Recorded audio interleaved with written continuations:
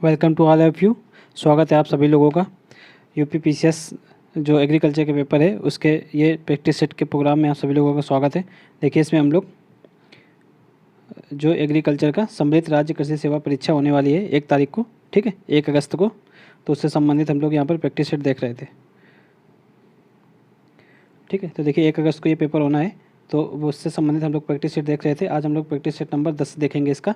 इससे पहले हम लोगों ने प्रैक्टिस सेट नंबर 9 तक देख लिए हैं। अगर आप लोगों ने उनको नहीं देखा है तो पहले आप लोग चैनल में आकर उनको देखिए, और यहाँ पर आप लोगों को एग्रीकल्चर से संबंधित मटेरियल भी मिल जाएगा, उसको भी आप लोग देख लीजिए। ठीक है, और आप लोग चैनल को सब्सक्राइब और वीडियो को लाइक ज़रूर कर दीजिए।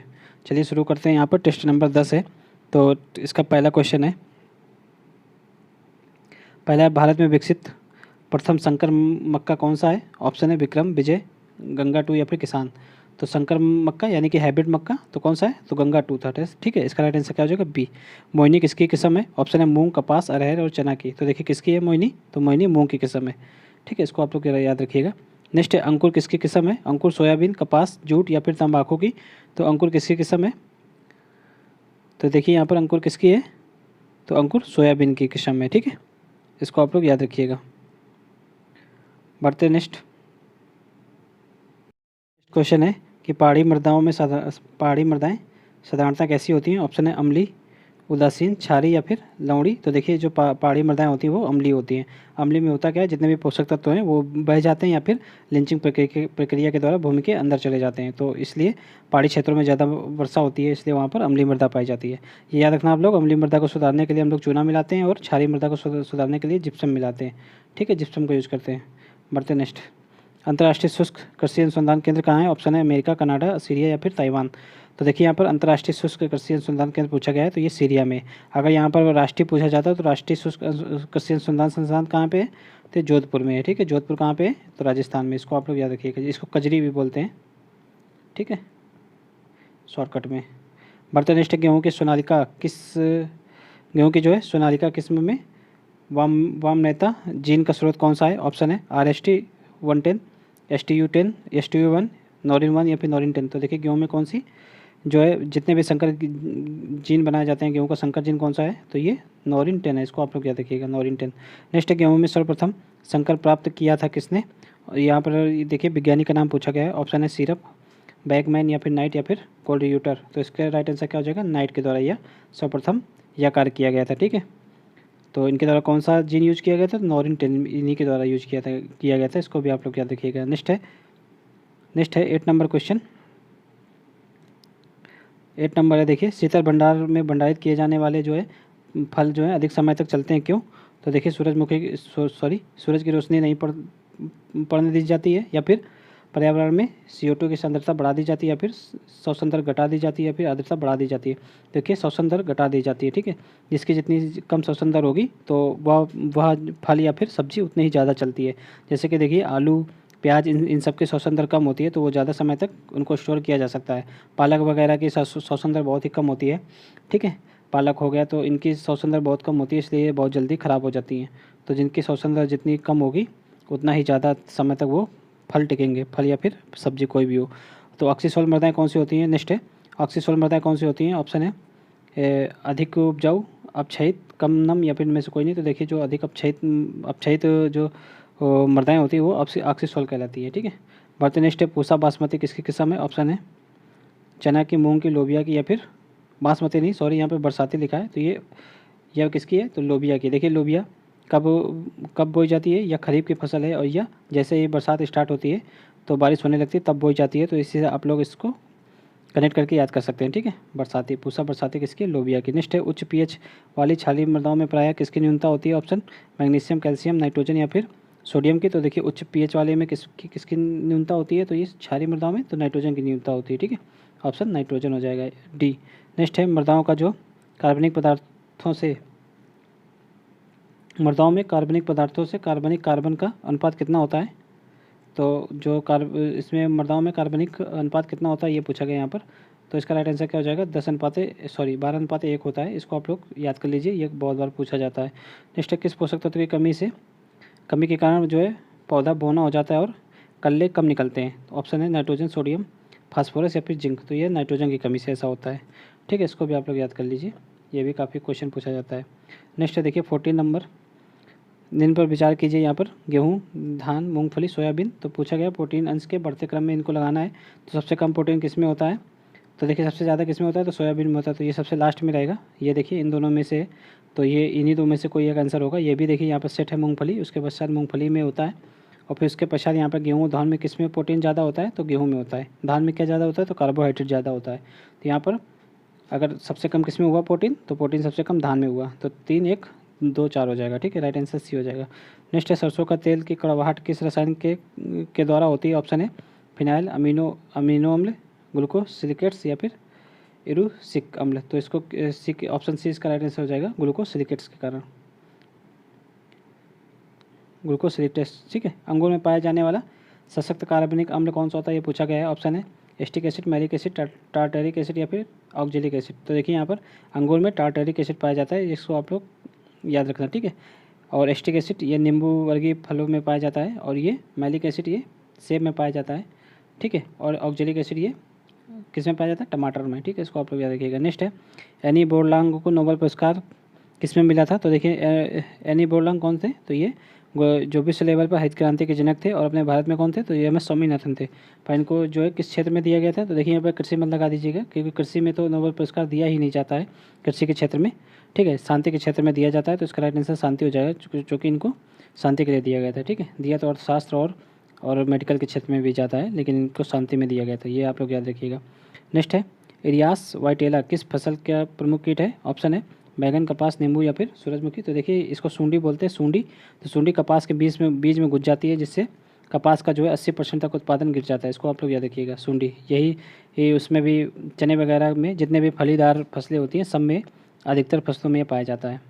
नेक्स्ट है भारत के प्रथम संकर किस्म का विकास किस फसल में हुआ था? ऑप्शन है बाजरा, ज्वार, कपास या फिर धान। तो देखिए सबसे पहले संकर किस्म का विकास जो है धान में हुआ था। ठीक है, राइट आंसर डी हो जाएगा। नेक्स्ट है तिल में तेल की मात्रा पूछी गई है। तो तिल में तेल की मात्रा ऑप्शन है 46 से 52%, 66 से 42, 30 से 36 या फिर 28 से 24। तो इसमें तिल में कितना होता है? तो 46 से 52% तक होता है। इसका राइट आंसर ए हो जाएगा। गेहूँ रोग सेहू रोग किसके कारण होता है? ऑप्शन है फफूंद, माइट्स, बैक्टीरिया या फिर सूत्रकृमि। तो निमेटोड के कारण होता है। निमेटोड को सूत्रकृमि बोलते हैं हिंदी में। तो इसका राइट आंसर निमेटोड हो जाएगा। ठीक है, डी। ठीक है, इसका नाम क्या होता है? तो इसका नाम है एगुनिया टिसाई। ठीक है, इसको यहाँ पे लिखे दे रहे हैं हम लोग,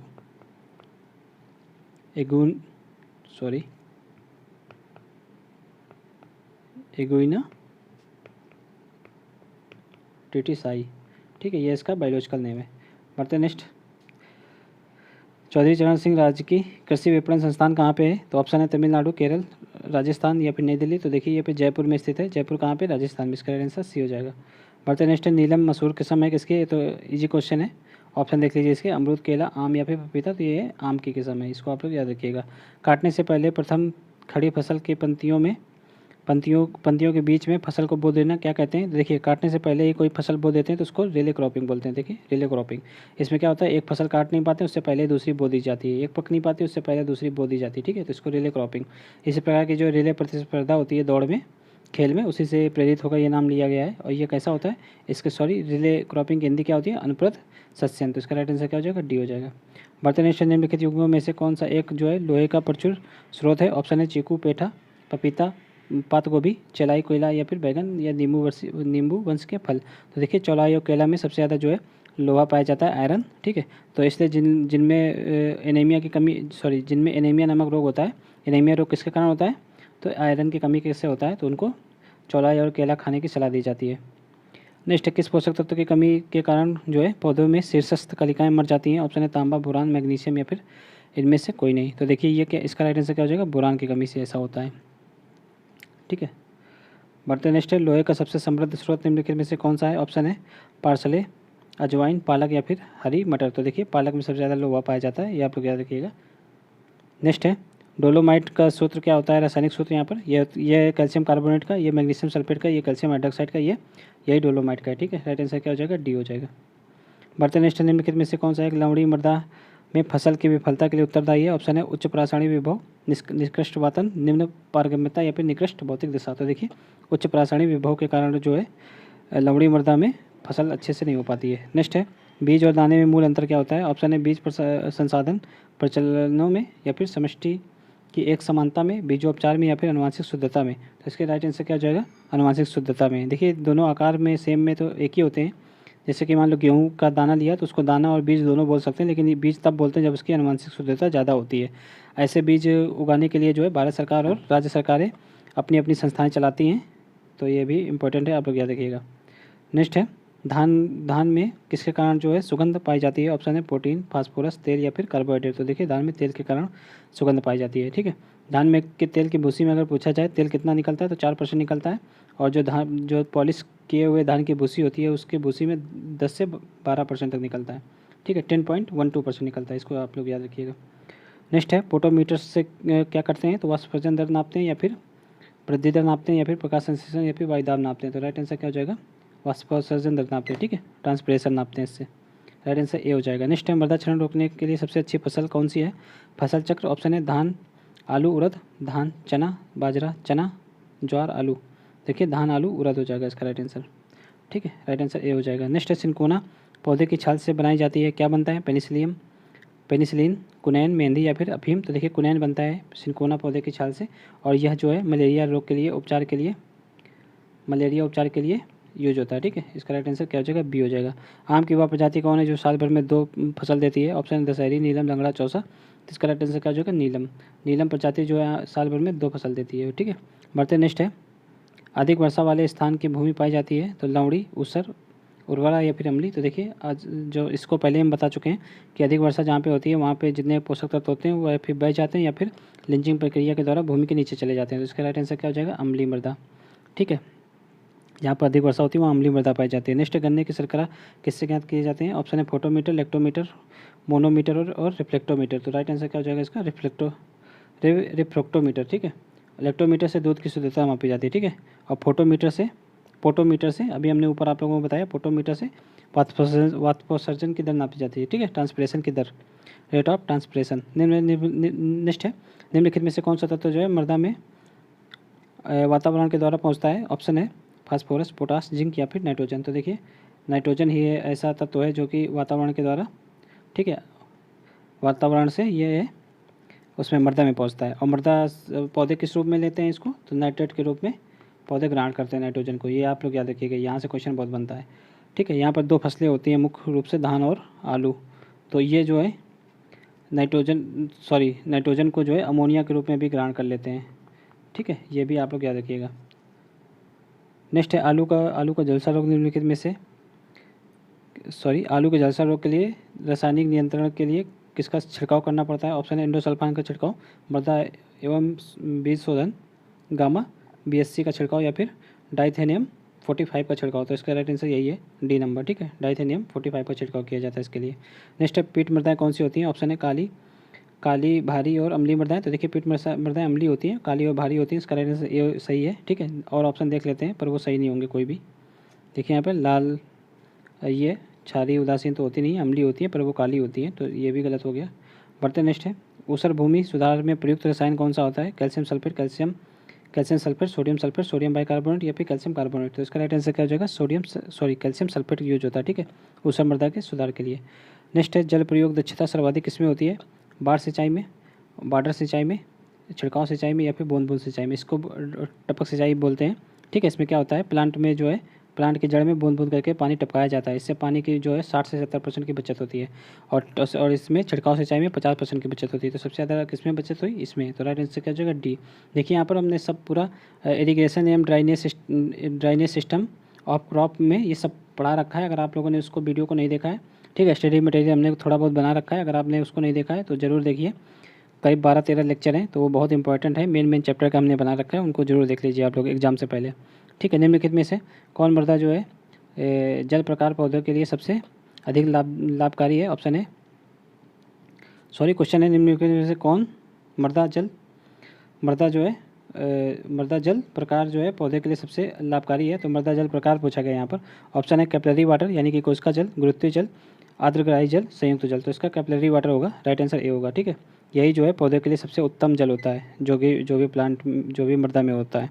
नेक्स्ट है, कार्बन पदार्थ वृद्धि के लिए एक अनिवार्य तत्व है।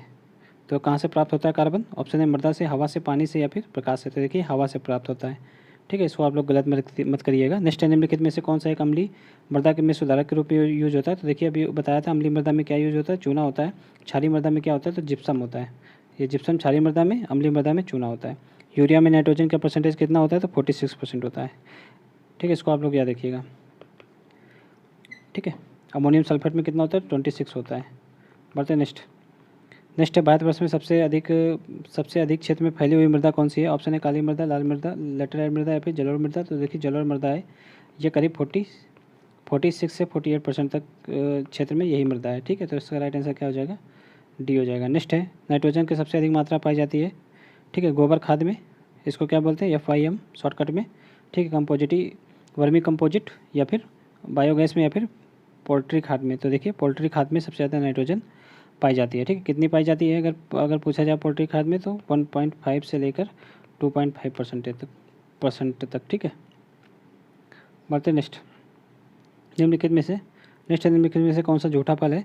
ऑप्शन है आम, सेब, अमरूद या फिर टमाटर। तो देखिए सेब है। झूठा फल कौन होता है? जो निषेचन प्रक्रिया के बिना ही बन जाता है। तो ये सेब जो है कौन सी प्रक्रिया के द्वारा बनता है? तो ये जो है थाइमस के द्वारा बनता है। थाइमस से सीधे फल बन जाता है, इसको आप लोग याद रखिएगा। नेक्स्ट निम्नलिखित में से कौन सा सूक्ष्म पोषक तत्व नहीं है? तो देखिए सूक्ष्म पोषक तत्व नहीं है, ये पूछा गया है।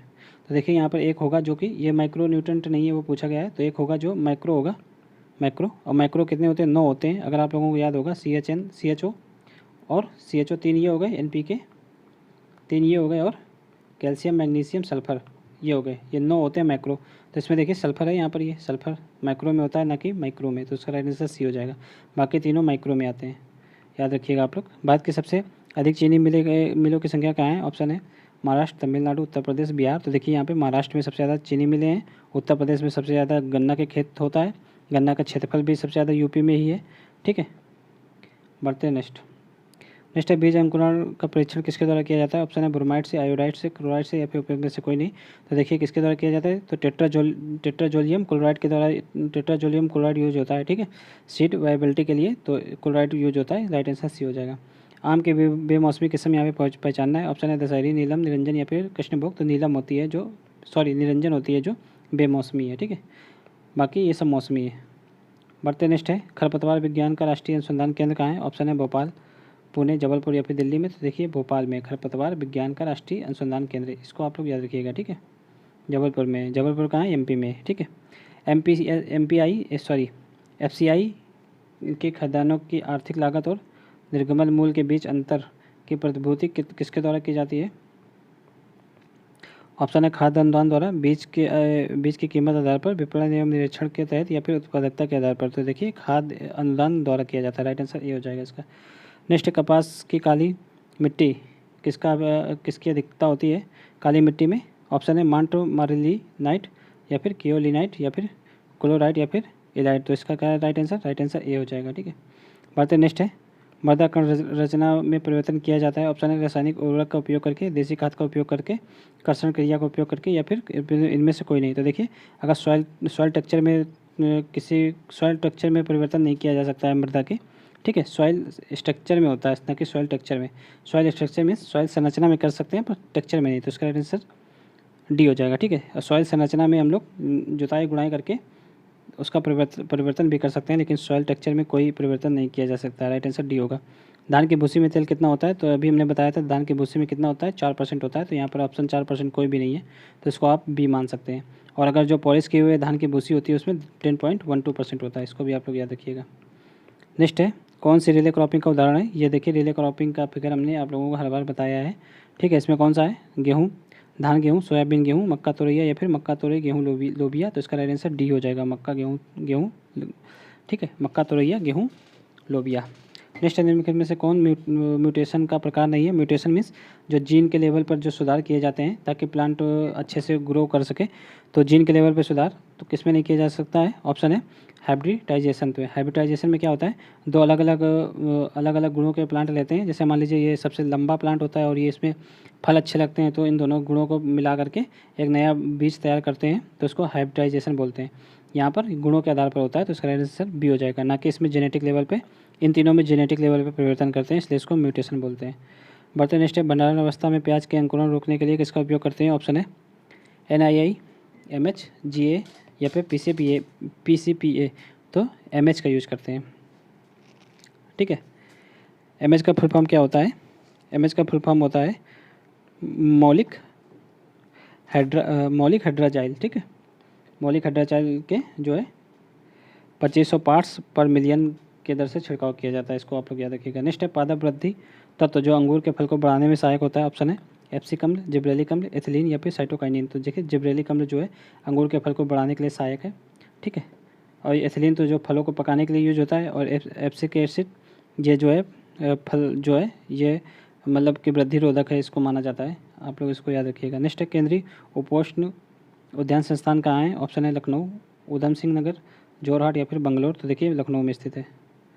नेक्स्ट है, उत्तर प्रदेश में जो है एग्रो इकोलॉजिकल जोन कौन सा है जिसमें सबसे अधिक जनसंख्या घनत्व है? ऑप्शन है बुंदेलखंड पहाड़ी मध्य मैदानी क्षेत्र या फिर उत्तर पूर्वी मैदानी क्षेत्र। देखिए मध्य मैदानी क्षेत्र जो गंगा और गंगा दोआब का क्षेत्र होता है, ठीक है, गंगा यमुना दोआब का क्षेत्र, वहाँ पर सबसे ज़्यादा वर्षा भी होती है, ठीक है। जलोढ़ मृदा भी पाई जाती है जो कि सबसे ज़्यादा उपजाऊ होती है। तो सारी फेवरेबल कंडीशन पाई जाती है, इसलिए वहाँ पर इस क्षेत्र में जनसंख्या भी बहुत अधिक है, ठीक है। बढ़ते नेक्स्ट है, ये कहाँ पाया जाता है? तो अपने यूपी और बिहार क्षेत्र में यह मध्य मैदानी क्षेत्र आता है, ठीक है। नेक्स्ट है, भारत में कृषि योग्य भूमि का अधिकांश भाग किस में आता है? तो यहाँ पे वर्षा की रेंज दी गई है 500 mm से कम, 550 से 500 से 750 mm रेंज तक, 750 से 1150, 1150 से अधिक। तो कितना है? तो 500 से 750 mm रेंज तक के में ये जो है अपने भारत में अधिकांश वर्षा इसी रेंज में होती है, इसको आप लोग याद रखिएगा। नेक्स्ट है, प्रकाश संश्लेषण के लिए कौन सा प्रकाश सबसे अधिक प्रभावी है? ऑप्शन है नीला, पीला, हरा, लाल। तो राइट आंसर क्या हो जाएगा? लाल, ठीक है। लाल सबसे ज़्यादा प्रभावी होता है फोटोसिंथेसिस के लिए। नेक्स्ट है, प्याज का पीलापन किस पिगमेंट के कारण होता है? ऑप्शन है एंथ्रोसाइनिन के, ठीक है, क्योरसेटिन, लाइकोपिन या फिर कैरोटीन। तो इसका राइट आंसर जो है क्या हो जाएगा? बी हो जाएगा, ठीक है। कैरोटीन गाजर का नारंगी रंग, ठीक है। लाइकोपिन ये किस में होता है? ये टमाटर में होता है, ठीक है। एंथ्रोसाइनिन के कारण जो है सेब वगैरह रेड होते हैं, ठीक है। नेक्स्ट है, सेब के फल में खाने योग्य भाग कौन सा होता है? बीज, चोल, फल, बत्ती, गूदेदार पुष्पासन या फिर फल का बाहरी भाग। तो गूदेदार पुष्पासन जो होता है वो होता है सेब में खाने योग्य, ठीक है। सेब जो है झूठा फल कहलाता है, इसको हमने पहले देख चुके हैं अभी। मिट्टी में जैविक पदार्थ का काम क्या है? पोषक तत्वों को प्रदान करना, सूक्ष्म जीवों को कार्यरत करने के लिए शक्ति प्रदान करना, पानी के रोकने की क्षमता बढ़ाना या फिर सभी। तो इसका राइट आंसर सभी हो जाएगा, ठीक है। नेक्स्ट है, इनमें से ब्लाचिंग किस में होती है? ब्लाचिंग क्रिया गांठ गोभी, प्याज, फूल गोभी या फिर पात गोभी। देखिए ब्लाचिंग प्रक्रिया किस में होती है? तो फूल गोभी में होती है। फूल गोभी में किया जाता है? फूल गोभी में जो फल होता है फूल, उसको जो है उसी प्लांट के पत्तों से ढक देते हैं 2 से 3 दिन के लिए, जिससे कि जो सूर्य के अत्यधिक तेज किरणें आती हैं उनको उससे बचाया जा सके। तो फूल गोभी में यह प्रक्रिया होती है, ठीक है। ब्लाचिंग याद रखिएगा आप लोग। आम के परागण किसके द्वारा होता है? ऑप्शन है घरेलू मक्खी, हवा, सफ़ेद मक्खी, फिर इनमें से कोई नहीं। तो राइट आंसर क्या हो जाएगा? घरेलू मक्खी। घरेलू मक्खी के द्वारा जो है आम का परागण होता है। तो इसीलिए कहा जाता है जब आम में परागण प्रक्रिया होती है तो इसमें किसी भी प्रकार के कीटनाशक नहीं डालना चाहिए। नेक्स्ट है, खेती करने वाली विधि में महत्वपूर्ण मृदा में खनिज कणों को प्राप्त करना क्या कहलाता है? ऑप्शन है समोच्च खेती, फसल चक्र, सीढ़ीनुमा खेती या फिर कुंडी तैयारी। तो राइट आंसर क्या हो जाएगा? फसल चक्र। फसल चक्र अपनाते रहने से जो है मृदा की उर्वरकता नष्ट नहीं होती है, पोषक तत्वों की जो है उचित मात्रा बनी रहती है। आम के बीजों का अंकुरण क्षमता कितने दिन तक होती है? ऑप्शन है 15 से 14 सप्ताह, 10 से 11 सप्ताह, 4 से 5 सप्ताह। तो कितना होता है? 10 से 11 सप्ताह। तो राइट आंसर बी हो जाएगा। नेक्स्ट है, लवण सहनशील फसलें बताना है यहाँ पर। मक्का, सरसों, मक्का, गेहूँ, सरसों, कपास, जौ और कपास। तो जौ और कपास लवण सहनशील फसलें हैं, ठीक है। इसको आप लोग याद रखिएगा। अगर लवण सहनशील अगर वो पूछे सब्जियां तो चुकंदर आ जाएगा, ठीक है। चुकंदर और पालक ये लवण सहनशील फसलें हैं। नेक्स्ट है, प्रकाश संश्लेषण की क्रिया संपन्न होती है नाभिक में, क्लोरोप्लास्ट में, ठीक है, राइटोप्लास्ट में या फिर क्लोरोप्लास्ट साइटोप्लास्ट में। तो प्लाज्मे में। तो राइट आंसर क्या हो जाएगा? क्लोरोप्लास्ट में, ठीक है। राइट आंसर बी इसका हो जाएगा। नेक्स्ट है, प्राचीनतम फसल कौन सी है? मक्का, आलू, गेहूँ या फिर धान। तो प्राचीनतम फसल गेहूँ है, इसको आप लोग याद रखिएगा। नेक्स्ट है, कीटनाशी विशेष रूप से प्रभावी होते हैं रक्त संचार सिस्टम में, नाड़ी सिस्टम में, मलमूत्र सिस्टम में या फिर पाचन सिस्टम में। राइट आंसर क्या हो जाएगा? नाड़ी सिस्टम में। नेक्स्ट है, मृदा संरचना में सुधार होता है तो यूरिया के उपयोग से, सुपर फास्फेट के उपयोग से, ठीक है। म्यूरिएट ऑफ पोटास किससे, या फिर जिंक सल्फेट से। तो मृदा संरचना में सुपर फास्फेट के यूज से जो है सुधार होता है, इसको आप लोग याद रखिएगा। राइट आंसर इसका बी हो जाएगा। नेक्स्ट है इंडोसल्फान क्या है, कीटनाशक, उर्वरक, खरपतवार नाशक या फिर इनमें से कोई नहीं। तो देखिए ये कीटनाशक है इंडोसल्फान, ठीक है। नेक्स्ट है भारतीय बागवानी विश्वविद्यालय कहाँ है, ऑप्शन है बेंगलुरु, सासाराम, सोलन या फिर नई दिल्ली। तो सोलन ये कहाँ है, हिमाचल प्रदेश में, तो यहीं पर है, आप लोग इसको याद रखिएगा। राइट आंसर सी हो जाएगा। जिगर के मरीज के लिए सबसे अच्छा फसल कौन सा है, ऑप्शन है आम, पपीता, अमरूद, केला। तो इसका राइट आंसर क्या हो जाएगा, जिगर के मरीज के लिए पपीता सबसे उत्तम फसल है, ठीक है। तो यहाँ पर देखिए 80 क्वेश्चन हो गए, प्रैक्टिस सेट नंबर हम लोगों ने 10 देख लिया, ठीक है। अब हम लोग इसके बाद का मटेरियल देखेंगे। आप लोगों के लिए अगर ये वीडियो अच्छा लगा हो तो आप लोग वीडियो को सब्सक्राइब और चैनल को सब्सक्राइब और वीडियो को लाइक जरूर कर दीजिए, ठीक है। चलिए मिलते हैं नेक्स्ट क्लास में।